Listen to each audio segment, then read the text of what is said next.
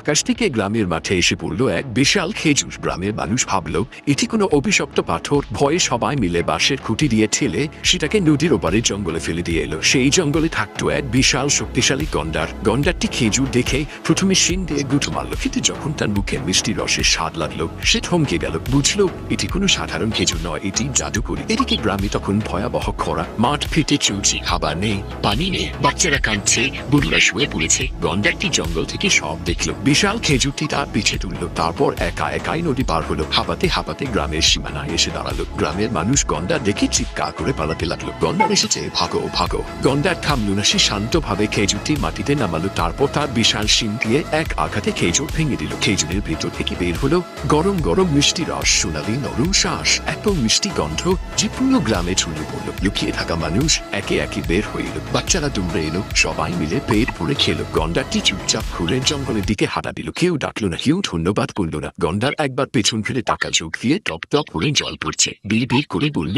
ভালো কাজ করলাম ঠিকই, কিন্তু কেউ লাইক করলো না, কেউ সাবস্ক্রাইব করলো না।